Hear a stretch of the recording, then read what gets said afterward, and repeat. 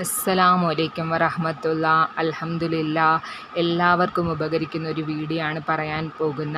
എല്ലാവരും ശ്രദ്ധിച്ചു കേൾക്കുക. നോമ്പ് നോൽക്കുന്നവർക്ക് സ്വാഭാവികമായും ക്ഷീണവും ദാഹവും തളർച്ചയും വിശപ്പും ഉണ്ടാകും. പ്രത്യേകിച്ച് ചൂട് കൂടുതലായതിനാൽ മേൽപ്പറഞ്ഞതെല്ലാം വർദ്ധിപ്പിക്കും. നോമ്പിന് അമിത ക്ഷീണവും തളർച്ചയും ദാഹവും അലട്ടാതെ ധാരാളം ഇബാദത്ത് ചെയ്യാനും ശരീരത്തിന് ശക്തി കിട്ടാനും ഈ വീഡിയോ കൊണ്ടുള്ള ലക്ഷ്യം. ശരീരത്തിന് ക്ഷീണവും ദാഹവും വിശപ്പും അനുഭവപ്പെടാതിരിക്കാൻ, നല്ല ഉന്മേഷവും ഉത്സാഹവും നമുക്കുണ്ടാകാൻ ഈ 2 കാര്യങ്ങൾ ചെയ്യുക.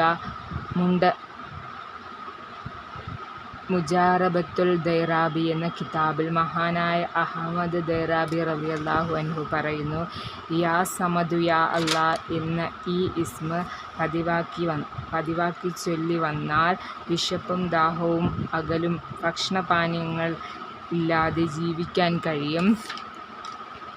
ആരെങ്കിലും യാ സമദു യാ അല്ലാ എന്ന ദിക്ർ 134 തവണ ചൊല്ലിയാൽ വിശപ്പിൻ്റെ ആധിപത്യം ഇല്ലാതെയാകും. രണ്ടാമത്തെ കാര്യം പറയാം.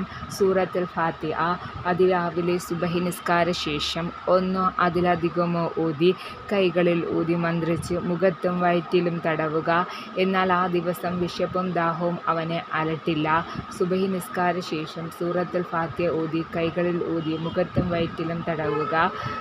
ശേഷം യാ സമദ് യാ അല്ലാ എന്ന ഇസ്മ 134 തവണ ചൊല്ലി ദുആ ചെയ്യുക.